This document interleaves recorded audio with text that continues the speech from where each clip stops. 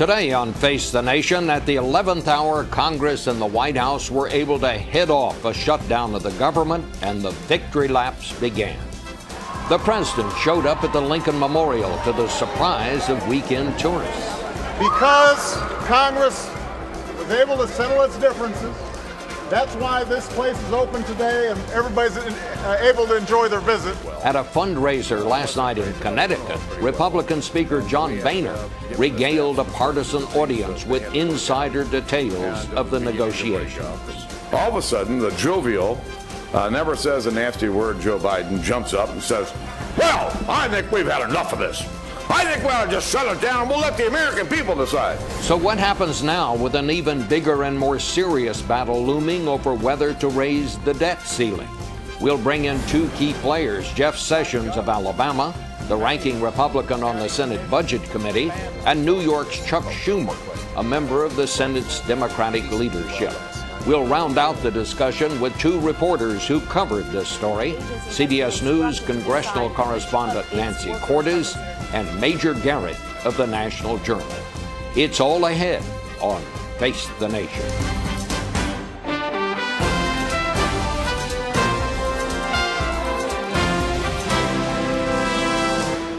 Face the Nation with CBS News Chief Washington Correspondent Bob Schieffer. And now from Washington, Bob Schieffer.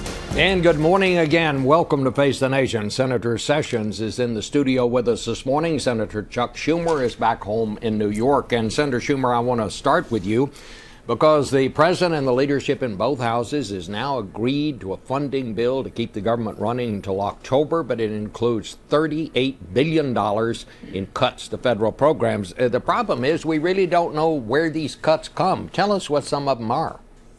Well, let me say the compromise, I think, is a fair compromise. Both sides gained, and I think it'll get broad bipartisan support.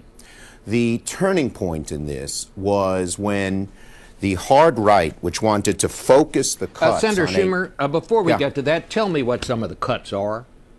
Well, the cuts are across the board. Everybody gives some pain. And we don't have the specific details yet. They're going to be published on Monday, and I'm not going to get into any of the specific details until then. But I can tell you this, that about half of the new cuts will go not just from what's called the domestic discretionary, but other areas, defense, agriculture, and things like that. And that's what allowed us to get up to that number. That was the turning point. The Tea Party folks wanted them all to come from the domestic discretionary, and it's much broader than that. More than half of the new cuts are from the so-called chimps, which don't cut the seed corn, the things like teachers and Head Start and cancer research and helping kids go to college, which we thought would have been a huge mistake because those would have hurt our economy and hurt the middle class. Our goal, cut the waste, but don't cut the seed corn, which keeps the economy growing, because the American people have said to us two things. They said, yes, cut, but make sure you grow jobs and grow that economy, and you had to do both. Well, I mean, do members of the Senate and the House know what these cuts are? Because you say you can't tell us what they are? Well, no, there are broad outlines. This much is coming from defense. This much is coming from agriculture. This much is coming from, let's say, HHS. But as for the specifics, those are going to be published on Monday, and we've agreed not to say anything before then. Okay. Well, all of this, of course, is just prelude to the big battle coming down the road here, because if Congress does not agree to raise the debt ceiling, and that's going to have to be done in the next month or so, then the government will have to start defaulting on its debts. And if anyone out there thinks that what has just happened here in Washington didn't send shivers down the spines of economists and people who follow this sort of thing, just wait until you see the impact on the economy if the United States has to start defaulting on its Treasury bills. But the president has said he wants a clean bill. He wants an up or down vote on this to raise the debt ceiling. And last night, Speaker Boehner made it pretty plain that is not going to happen. Let's listen to what he said. And the president says, I want you to send me a clean bill. Well, guess what, Mr. President? Not a chance you're going to get a clean bill. And I can just tell you this, there will not be an increase in the debt limit without something really, really big attached to it. Well, Senator Sessions, what does that mean without something really, really big attached to it? We've got to talk about the systemic problem that we have. We limited how much debt by congressional action that the country could assume. We've reached that limit far sooner than we thought because the spending is surging out of control. And so the question now is, should we raise it? And the American people are saying, children, you've misbehaved, you spent too much of our money. And I think through their elected representatives, they will insist that we make some changes in how we operate the budget. You could have a 2-year budget, for example, instead of 1. I think that would help. We can put statutory caps on spending. We can have a balanced budget constitutional amendment that failed by 1 vote about a decade ago. So I think there are a number of serious things of that nature that we must confront, and the president just can't waltz in and say, we're going to have a debt crisis if you don't raise the debt limit, Congress, and we're not going to have any changes, and I'm not going to support any changes. He's going to have to meet Congress halfway, really the American people halfway. Senator Schumer, one of the White House advisors, David Plouffe, said this morning suggested anyway that the White House may agree to some conditions before raising the debt ceiling. What would be acceptable? Well, I think David Plouffe said that the president would outline a proposal to get our long-term debt down this week, and that's a good thing. Because, you know, Speaker Boehner had to keep these negotiations going till the last minute to show the Tea Party people he was doing everything he could. You cannot do that with the debt ceiling. That is playing with fire. Because if the markets believe we are not going to pay our debts, it could be a formula for recession or worse. So this is playing with fire, and I would urge both sides to take the threat of not renewing the debt ceiling off the table. Having said that, the president is going to come forward early and outline a plan, as David Plouffe said. And it will be, that's a good idea because it doesn't bring things down to the wire on the debt ceiling, but it also will show the great contrast with Paul Ryan's plan.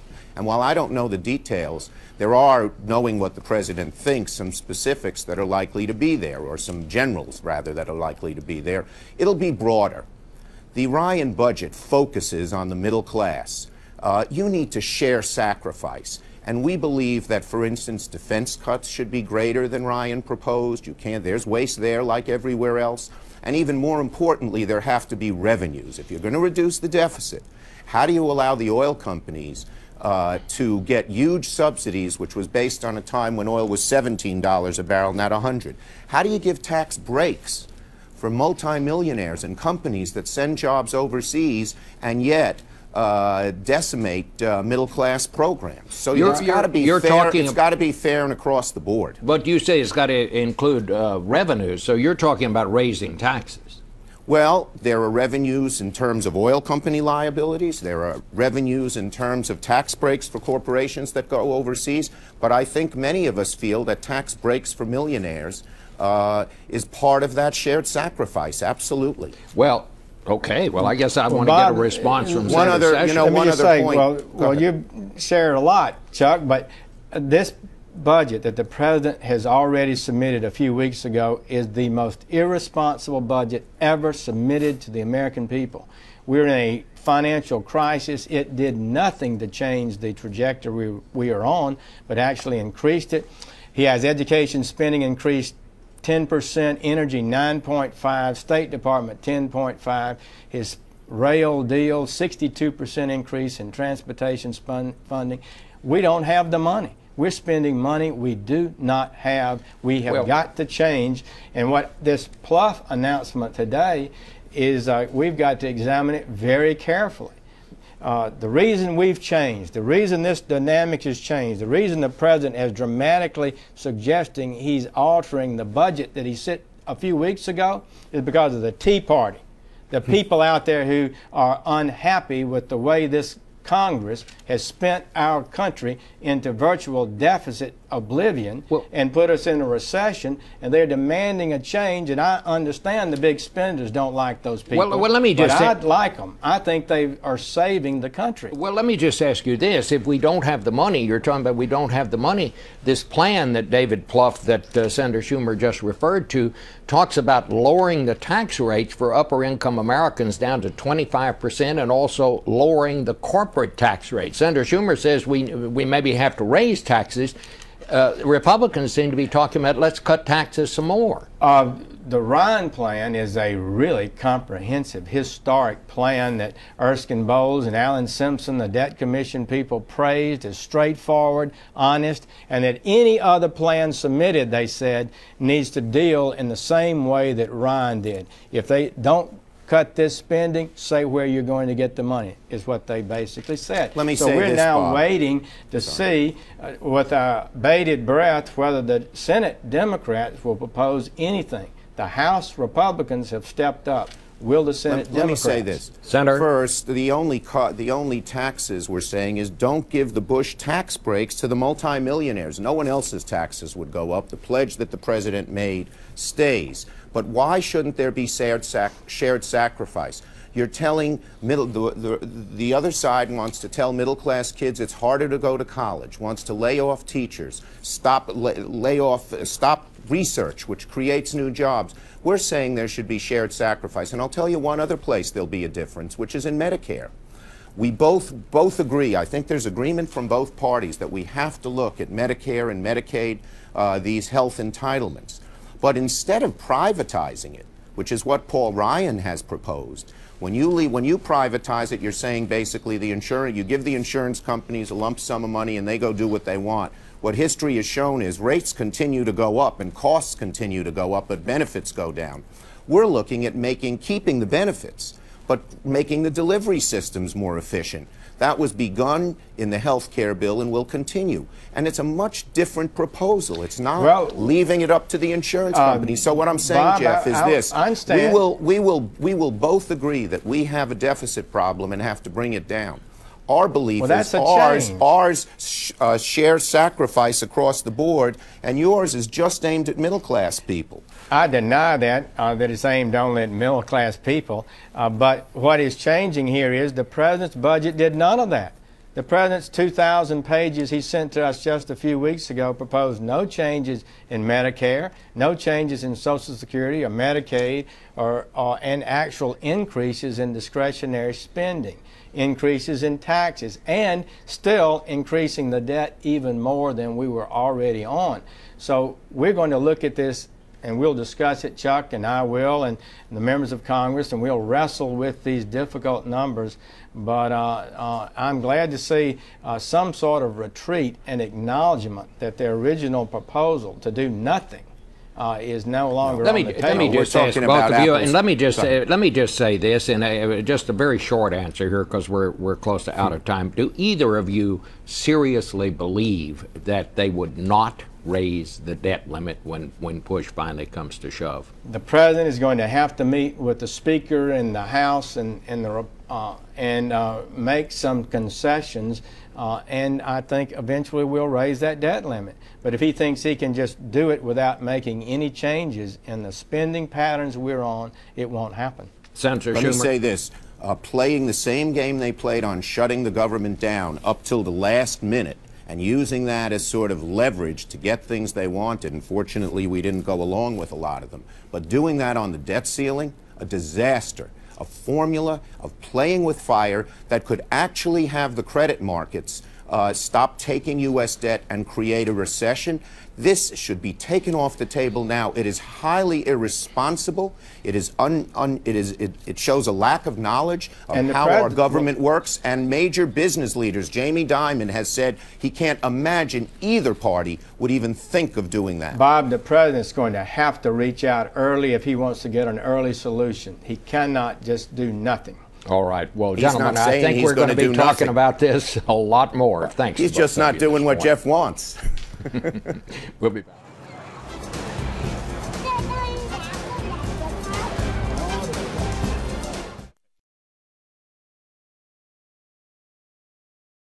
Well, we're back now to talk about the politics of this week's budget deal with two people who saw it up close, the good, the bad, and the ugly.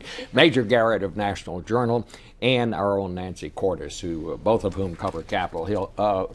Major, what do you make of this? What does this portend for what's about to happen here, this situation with raising the debt ceiling? A couple of things: that the system can work, and that Senator Reid and Speaker Boehner have a better relationship than they had before, as does Speaker Boehner and the President of the United States. That all counts, because before they really were testing each other to find out who could prevail, and both sides to a certain degree prevailed, but it's quite clear, Bob, that from where this debate started to where it ended up, Speaker Boehner drove this farther than the President or Harry Reid did. Remember, at the beginning, Senate Democrats in the White House wanted no cuts from the 2010 budget. They've now agreed to almost $39 billion. Senator Schumer was just talking about taxing oil and gas companies. That was also part of the initial Senate Democratic bid. That issue was completely pushed aside. He's now resurrecting it. But Republicans know if that debate or that argument didn't work the first time, it's unlikely to work the second time. Internally, House Republicans feel, though they didn't get all that they wanted, they got more than they expected. You know, I'm not into this who won and who lost business. I don't think anybody won, quite frankly, and I'll have a little more to say about that later. But I would have to say this. I think probably Speaker Boehner had the hardest job here, didn't he? Because it wasn't just the Republicans against the Democrats. It was Boehner kind of in between, because he had all these Tea Party people on his right. He did, but it also gave him great leverage, because he was able to go to the White House and say, look, you're going to need to give, because I've got these Tea Party folks and they are not going to be happy unless you meet me halfway. I think he said at one point, you know, thank you, Tea Party members, for putting me in this box. He ended up going in there asking for a lot and got more than halfway to where he wanted to go. And I wrote on Friday afternoon, Bob, after the first Republican conference meeting, about 4 o'clock in the afternoon, many of the freshmen said, Mr. Speaker, go cut us a deal. You have our back. We have your back.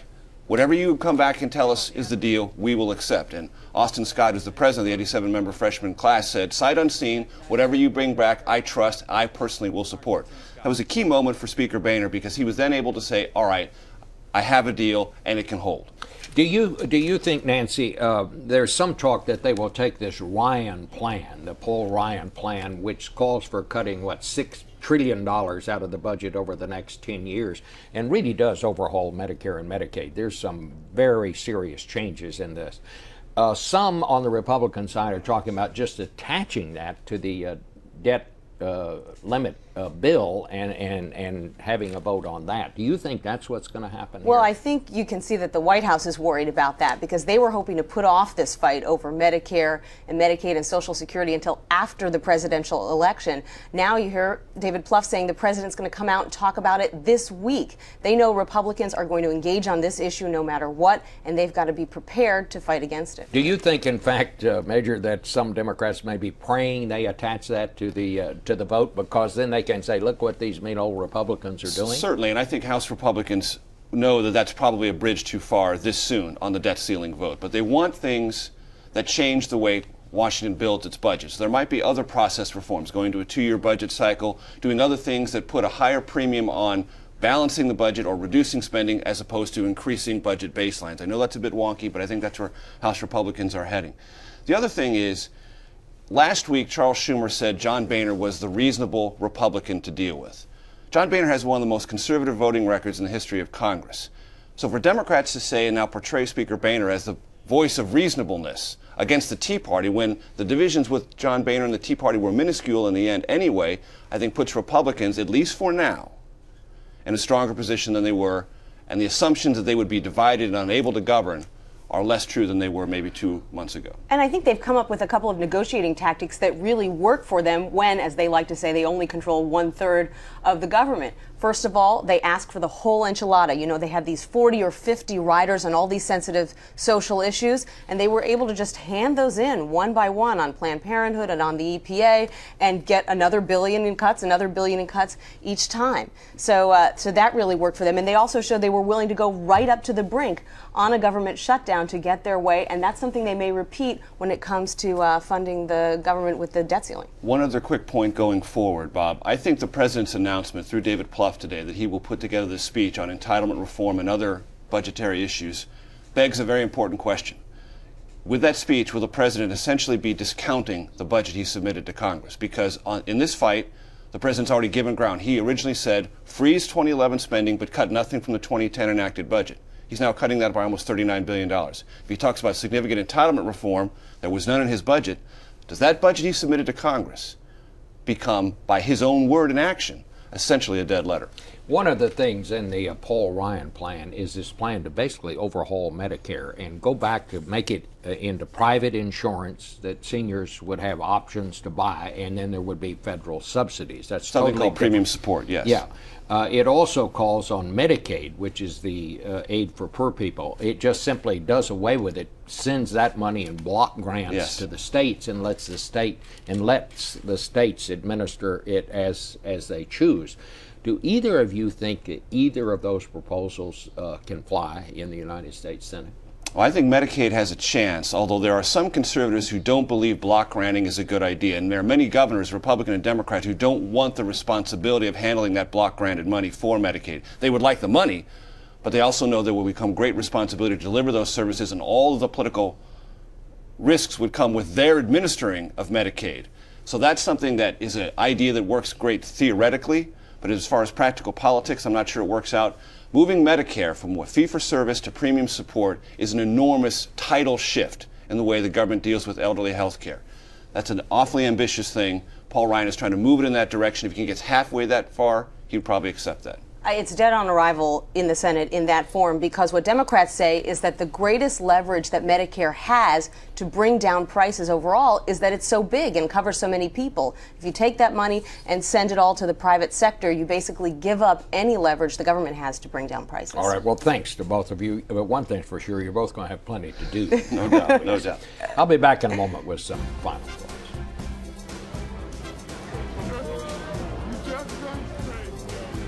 This portion of Face the Nation is sponsored by UPS. Let UPS put the power of logistics to work for you.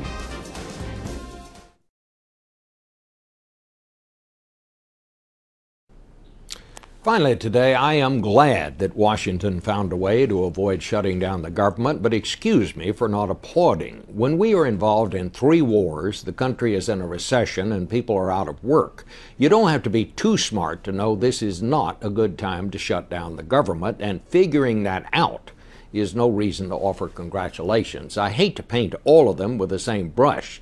There are some fine and serious people in Congress and in the White House, too, for that matter. But Washington has become more than dysfunctional. Its inability to act has become disgraceful. If Washington had been willing to meet its responsibilities, the two sides would have resolved this last year. Last week's argument was last year's argument, or should have been. But there was an election last year, and all sides were happy to put off the hard choices, which brought us to this remarkable year, in which Congress has been in session since January and managed to do absolutely nothing. I don't know about you, but where I work, every once in a while they expect us to do something. That doesn't seem to be a requirement in official Washington, and now they are talking about who won and who lost this epic battle.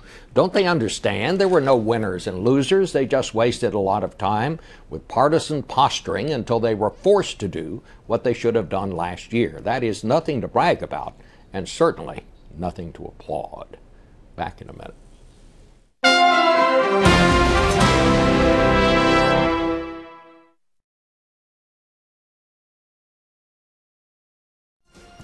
And that's it for today. We'll see you right here next week on Face the Nation. Thanks for being here. This broadcast was produced by CBS News, which is solely responsible for the selection of today's guests and topics. It originated in Washington, D.C.